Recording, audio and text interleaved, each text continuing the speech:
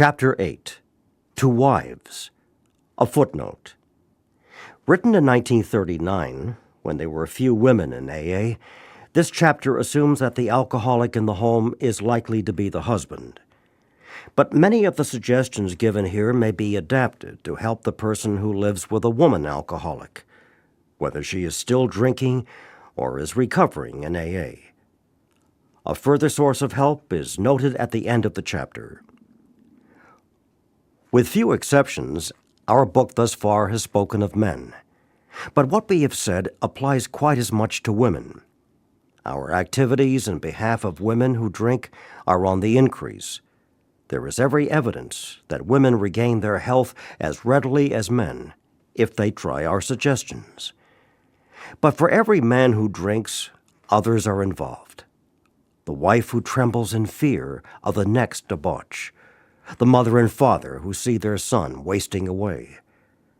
Among us are wives, relatives, and friends whose problem has been solved, as well as some who have not yet found a happy solution. We want the wives of Alcoholics Anonymous to address the wives of men who drink too much. What they say will apply to nearly everyone bound by ties of blood or affection to an alcoholic. As wives of Alcoholics Anonymous, we would like you to feel that we understand as perhaps few can. We want to analyze mistakes we have made. We want to leave you with a feeling that no situation is too difficult and no unhappiness too great to be overcome. We have traveled a rocky road. There is no mistake about that. We have had long rendezvous with hurt pride, frustration, self-pity, misunderstanding, and fear. These are not pleasant companions. We've been driven to maudlin sympathy, to bitter resentment. Some of us veered from extreme to extreme, ever hoping that one day our loved ones would be themselves once more. Our loyalty and the desire that our husbands hold up their heads and be like other men have begotten all sorts of predicaments. We have been unselfish and self-sacrificing. We have told innumerable lies to protect our pride and our husbands' reputations. We have prayed, we have begged, we have been patient. We have struck out viciously. We have run away. We have been hysterical. We have been terror-stricken. We have sought sympathy. We have had retaliatory love affairs with other men. Our homes have been battlegrounds many an evening. In the morning we have kissed and made up. Our friends have counseled chucking the men, and we have done so with finality, only to be back in a little while hoping, always hoping. Our men have sworn great solemn oaths that they were through drinking forever. We have believed them when no one else could or would. Then, in days, weeks, or months, a fresh outburst. We seldom had friends at our homes, never knowing how or when the men of the house would appear. We could make few social engagements. We came to live almost alone. When we were invited out, our husbands sneaked so many drinks that they spoiled the occasion. If, on the other hand, they took nothing, their self-pity made them killjoys. There was never financial security. Positions were always in jeopardy or gone. An armored car could not have brought the pay envelopes home. The checking account melted like snow in June. Sometimes there were other women. How heartbreaking was this discovery. How cruel to be told they understood our men as we did not. The bill collectors, the sheriffs, the angry taxi drivers, the policemen, the bums, the pals, and even the ladies they sometimes brought home, our husbands thought we were so inhospitable. Joy killer, nag, wet blanket, that's what they said. Next day, they would be themselves again, and we would forgive and try to forget. We have tried to hold the love of our children for their father. We have told small tots that father was sick, which was much nearer the truth than we realized. They struck the children, kicked out door panels, smashed treasured crockery, and ripped the keys out of pianos. In the midst of such pandemonium, they may have rushed out, threatening to live with the other woman forever.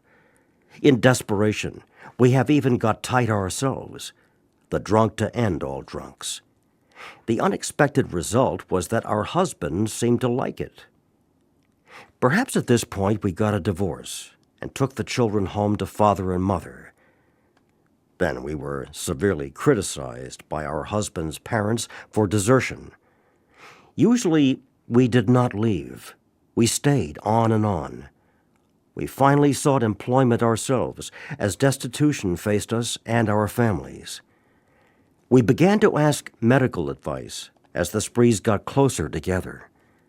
The alarming physical and mental symptoms, the deepening pall of remorse, depression, and inferiority that settled down on our loved ones, these things terrified and distracted us. As animals on a treadmill, we have patiently and wearily climbed, falling back in exhaustion after each futile effort to reach solid ground. Most of us have entered the final stage with its commitment to health resorts, sanitariums, hospitals, and jails. Sometimes there were screaming delirium and insanity. Death was often near. Under these conditions, we naturally made mistakes. Some of them rose out of ignorance of alcoholism. Sometimes we sensed dimly that we were dealing with sick men. Had we fully understood the nature of the alcoholic illness, we might have behaved differently. How could men who loved their wives and children be so unthinking, so callous, so cruel? There could be no love in such persons, we thought.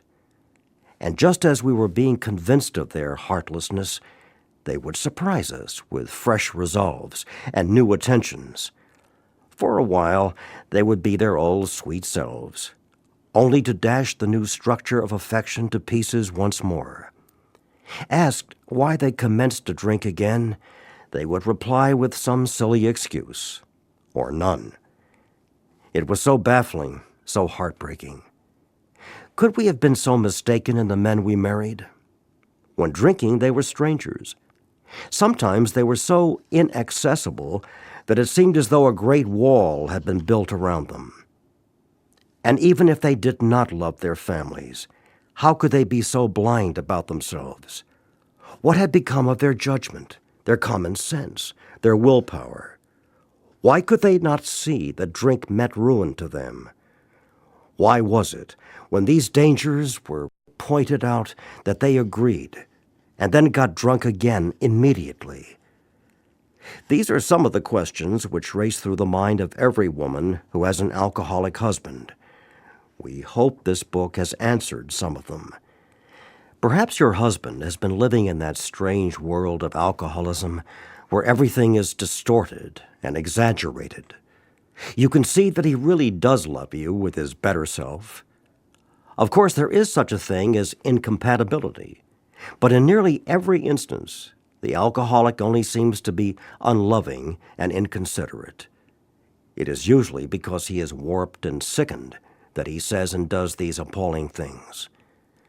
Today, most of our men are better husbands and fathers than ever before. Try not to condemn your alcoholic husband, no matter what he says or does. He is just another very sick, unreasonable person. Treat him, when you can, as though he had pneumonia. When he angers you, remember that he is very ill. There is an important exception to the foregoing.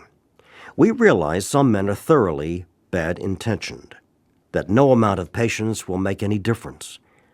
An alcoholic of this temperament may be quick to use this chapter as a club over your head. Don't let him get away with it. If you are positive he is one of this type, you may feel you had better leave.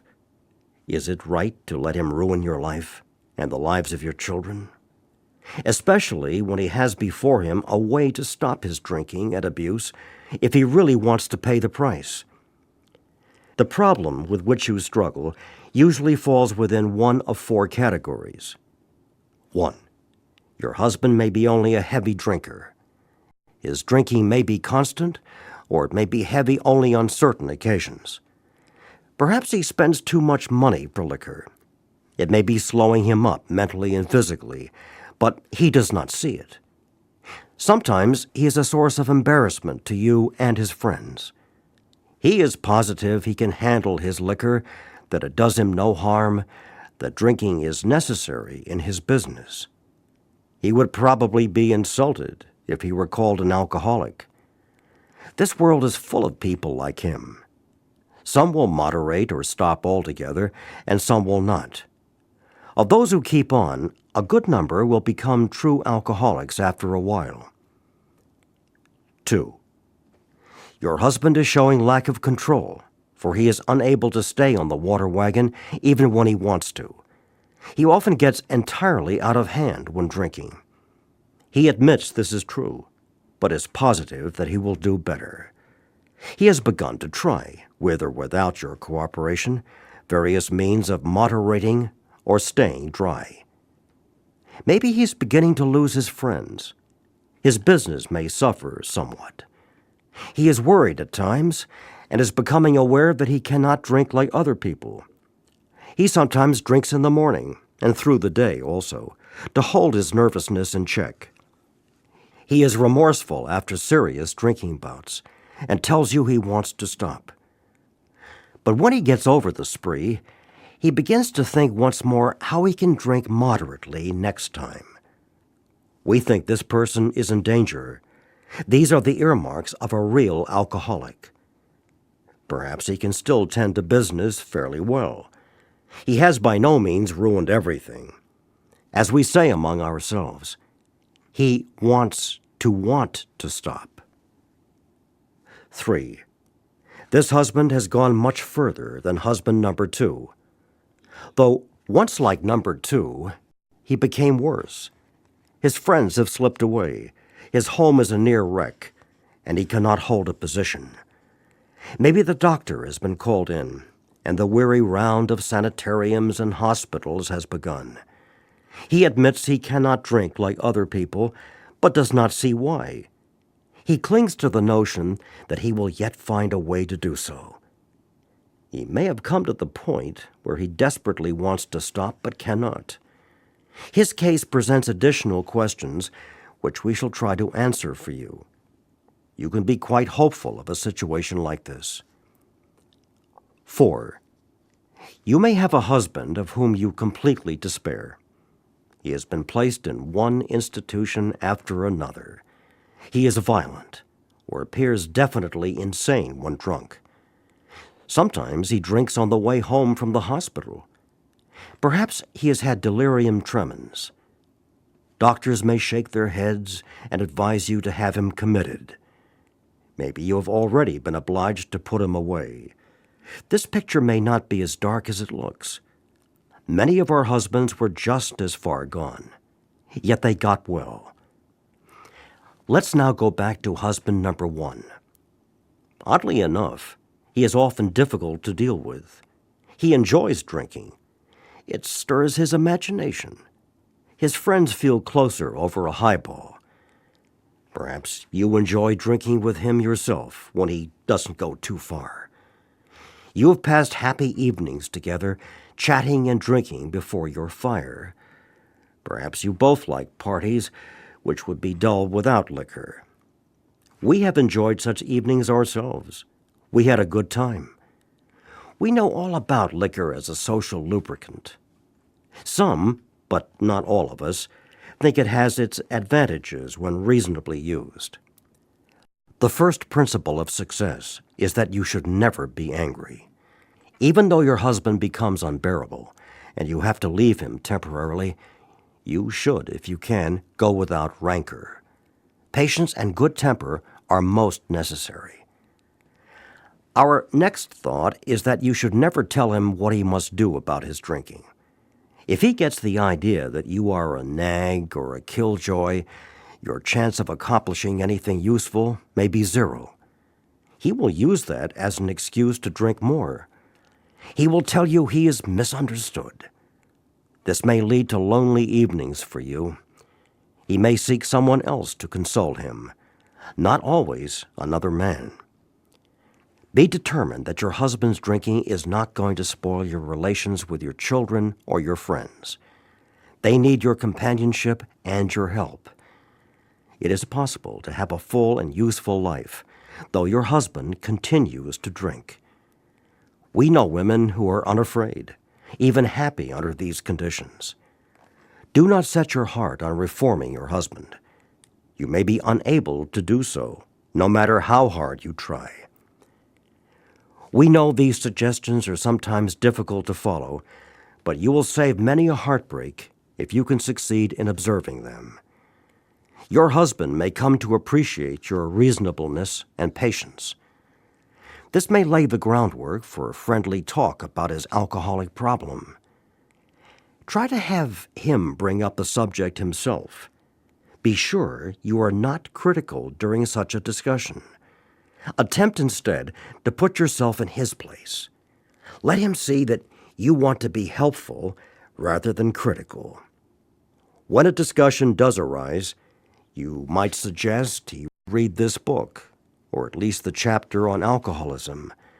Tell him you have been worried, though perhaps needlessly. You think he ought to know the subject better, as everyone should have a clear understanding of the risk he takes if he drinks too much. Show him you have confidence in his power to stop or moderate. Say you do not want to be a wet blanket, that you only want him to take care of his health. Thus you may succeed in interesting him in alcoholism. He probably has several alcoholics among his own acquaintances. You might suggest that you both take an interest in them. Drinkers like to help other drinkers. Your husband may be willing to talk to one of them. If this kind of approach does not catch your husband's interest, it may be best to drop the subject. But after a friendly talk, your husband will usually revive the topic himself. This may take patient waiting, but it will be worth it. Meanwhile, you might try to help the wife of another serious drinker. If you act upon these principles, your husband may stop or moderate. Suppose, however, that your husband fits the description of number 2. The same principles which applied to husband number 1 should be practiced. But after his next binge, ask him if he would really like to get over drinking for good. Do not ask that he do it for you or anyone else. Just would he like to? The chances are he would. Show him your copy of this book and tell him what you have found out about alcoholism. Show him that, as alcoholics, the writers of the book understand. Tell him some of the interesting stories you have read. If you think he will be shy of a spiritual remedy, ask him to look at the chapter on alcoholism. Then perhaps he will be interested enough to continue. If he is enthusiastic, your cooperation will mean a great deal. If he is lukewarm or thinks he is not an alcoholic, we suggest you leave him alone. Avoid urging him to follow our program. The seed has been planted in his mind. He knows that thousands of men, much like himself, have recovered. But don't remind him of this after he has been drinking, for he may be angry. Sooner or later, you are likely to find him reading the book once more. Wait until repeated stumbling convinces him he must act, for the more you hurry him, the longer his recovery may be delayed. If you have a number 3 husband, you may be in luck. Being certain he wants to stop, you can go to him with this volume as joyfully as though you had struck oil. He may not share your enthusiasm, but he is practically sure to read the book, and he may go for the program at once. If he does not, you will probably not have long to wait. Again, you should not crowd him. Let him decide for himself. Cheerfully see him through more sprees. Talk about his condition, or this book, only when he raises the issue. In some cases, it may be better to let someone outside the family present the book. They can urge action without arousing hostility. If your husband is otherwise a normal individual, your chances are good at this stage. You would suppose that men in the fourth classification would be quite hopeless, but that is not so. Many of Alcoholics Anonymous were like that. Everybody had given them up. Defeat seemed certain. Yet often such men had spectacular and powerful recoveries. There are exceptions. Some men have been so impaired by alcohol that they cannot stop. Sometimes there are cases where alcoholism is complicated by other disorders. A good doctor or psychiatrist can tell you whether these complications are serious. In any event, try to have your husband read this book. His reaction may be one of enthusiasm. If he is already committed to an institution, but can convince you and your doctor that he means business, give him a chance to try our method, unless the doctor thinks his mental condition too abnormal or dangerous. We make this recommendation with some confidence. For years, we have been working with alcoholics committed to institutions. Since this book was first published, AA has released thousands of alcoholics from asylums and hospitals of every kind. The majority have never returned. The power of God goes deep. You may have the reverse situation on your hands. Perhaps you have a husband who is at large, but who should be committed. Some men cannot or will not get over alcoholism. When they become too dangerous, we think the kind thing is to lock them up. But of course a good doctor should always be consulted. The wives and children of such men suffer horribly, but not more than the men themselves. But sometimes you must start life anew. We know women who have done it. If such women adopt a spiritual way of life, their road will be smoother. If your husband is a drinker, you probably worry over what other people are thinking, and you hate to meet your friends. You draw more and more into yourself, and you think everyone is talking about conditions at your home. You avoid the subject of drinking, even with your own parents. You do not know what to tell the children. When your husband is bad, you become a trembling recluse, wishing the telephone had never been invented. We find that most of this embarrassment is unnecessary. While you need not discuss your husband at length, you can quietly let your friends know the nature of his illness. But you must be on guard not to embarrass or harm your husband. When you have carefully explained to such people that he is a sick person, you will have created a new atmosphere. Barriers which have sprung up between you and your friends will disappear with the growth of sympathetic understanding. You will no longer be self-conscious or feel that you must apologize as though your husband were a weak character. He may be anything but that. Your new courage, good nature, and lack of self-consciousness will do wonders for you socially. The same principle applies in dealing with the children. Unless they actually need protection from their father, it is best not to take sides in any argument he has with them while drinking. Use your energies to promote a better understanding all around. Then that terrible tension which grips the home of every problem drinker will be lessened. Frequently, you have felt obliged to tell your husband's employer and his friends that he was sick, when as a matter of fact he was tight. Avoid answering these inquiries as much as you can. Whenever possible, let your husband explain.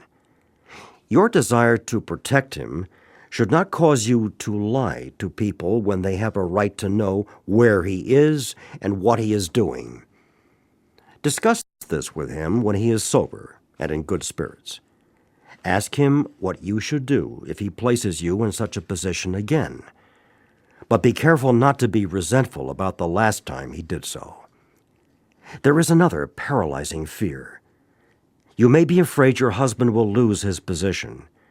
You are thinking of the disgrace and hard times which will befall you and the children. This experience may come to you. or you may already have had it several times. Should it happen again, regard it in a different light. Maybe it will prove a blessing. It may convince your husband he wants to stop drinking forever. And now you know that he can stop if he will. Time after time, this apparent calamity has been a boon to us, for it opened up a path which led to the discovery of God. We have elsewhere remarked how much better life is when lived on a spiritual plane. If God can solve the age-old riddle of alcoholism, He can solve your problems too. We wives found that, like everybody else, we were afflicted with pride, self-pity, vanity, and all the things which go to make up the self-centered person. And we were not above selfishness or dishonesty. As our husbands began to apply spiritual principles in their lives, we began to see the desirability of doing so too. At first, some of us did not believe we needed this help. We thought, on the whole, we were pretty good women, capable of being nicer if our husbands stopped drinking. But it was a silly idea that we were too good to need God. Now we try to put spiritual principles to work in every department of our lives. When we do that, we find it solves our problems too. The ensuing lack of fear, worry, and hurt feelings is a wonderful thing. We urge you to try our program, for nothing will be so helpful to your husband as the radically changed attitude toward him which God will show you how to have. Go along with your husband if you possibly can. If you and your husband find a solution for the pressing problem of drink, you are, of course, going to be very happy. But all problems will not be solved at once. Seed has started to sprout in a new soil, but growth has only begun. In spite of your newfound happiness, there will be ups and downs. Many of the old problems will still be with you. This is as it should be. The faith and sincerity of both you and your husband will be put to the test. These workouts should be regarded as part of your education, for thus you will be learning to live.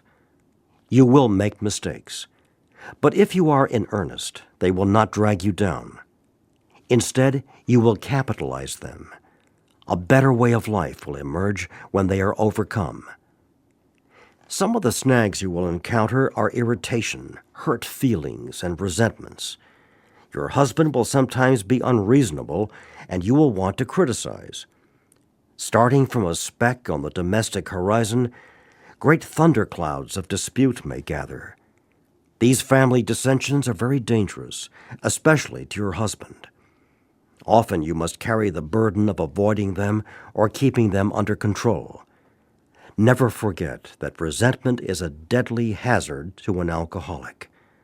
We do not mean that you have to agree with your husband whenever there is an honest difference of opinion. Just be careful not to disagree in a resentful or critical spirit. You and your husband will find that you can dispose of serious problems easier than you can the trivial ones.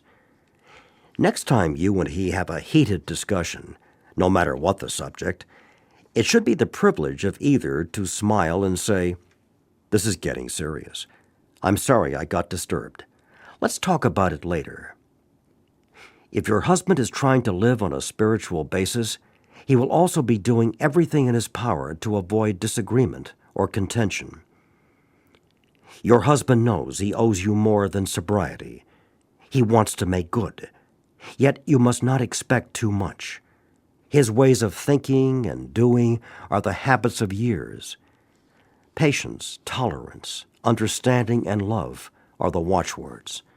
Show him these things in yourself, and they will be reflected back to you from him. Live and let live is the rule. If you both show a willingness to remedy your own defects, there will be little need to criticize each other. We women carry with us a picture of the ideal man, the sort of chap we would like our husbands to be. It is the most natural thing in the world, once his liquor problem is solved, to feel that he will now measure up to that cherished vision. The chances are He will not, for, like yourself, he is just beginning his development. Be patient. Another feeling we are very likely to entertain is one of resentment that love and loyalty could not cure our husbands of alcoholism. We do not like the thought that the contents of a book or the work of another alcoholic has accomplished in a few weeks that for which we struggled for years. At such moments, we forget that alcoholism is an illness over which we could not possibly have had any power. Your husband will be the first to say it was your devotion and care which brought him to the point where he could have a spiritual experience. Without you, he would have gone to pieces long ago. When resentful thoughts come, try to pause and count your blessings. After all, your family is reunited. Alcohol is no longer a problem, and you and your husband are working together toward an undreamed-of future. Still another difficulty is that you may become jealous of the attention he bestows on other people, especially alcoholics. You have been starving for his companionship, yet he spends long hours helping other men and their families. You feel he should now be yours. The fact is that he should work with other people to maintain his own sobriety. Sometimes he will be so interested that he becomes really neglectful. Your house is filled with strangers. You may not like some of them. He gets stirred up about their troubles, but not at all about yours. It will do little good if you point that out and urge more attention for yourself. We find it a real mistake to dampen his enthusiasm for alcoholic work. You should join in his efforts as much as you possibly can. We suggest that you direct some of your thought to the wives of his new alcoholic friends. They need the counsel and love of a woman who has gone through what you have. It is probably true that you and your husband have been living too much alone, for drinking many times isolates the wife of an alcoholic. Therefore, you probably need fresh interests and a great cause to live for as much as your husband. If you cooperate, rather than complain, you will find that his excess enthusiasm will tone down. Both of you will awaken to a new sense of responsibility for others. You, as well as your husband, ought to think of what you can put into life instead of how much you can take out. Inevitably, your lives will be fuller for doing so. You will lose the old life to find one much better. Perhaps your husband will make a fair start on the new basis, but just as things are going beautifully, he dismays you by coming home drunk. If you are satisfied he really wants to get over drinking, you need not be alarmed. Though it is infinitely better that he have no relapse at all, as has been true with many of our men, it is by no means a bad thing in some cases. Your husband will see at once that he must redouble his spiritual activities if he expects to survive. You need not remind him of his spiritual deficiency. He will know of it. Cheer him up and ask him how you can be still more helpful. The slightest sign of fear or intolerance may lessen your husband's chance of recovery.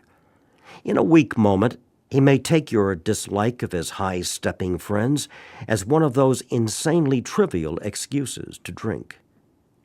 We never tried to arrange a man's life so as to shield him from temptation. The slightest disposition on your part to guide his appointments or his affairs so he will not be tempted will be noticed. Make him feel absolutely free to come and go as he likes. This is important. If he gets drunk, don't blame yourself. God has either removed your husband's liquor problem or he has not. If not, it had better be found out right away. Then you and your husband can get right down to fundamentals. If a repetition is to be prevented, place the problem, along with everything else, in God's hands. We realize that we have been giving you much direction and advice. We may have seemed to lecture. If that is so, we are sorry, for we ourselves don't always care for people who lecture us.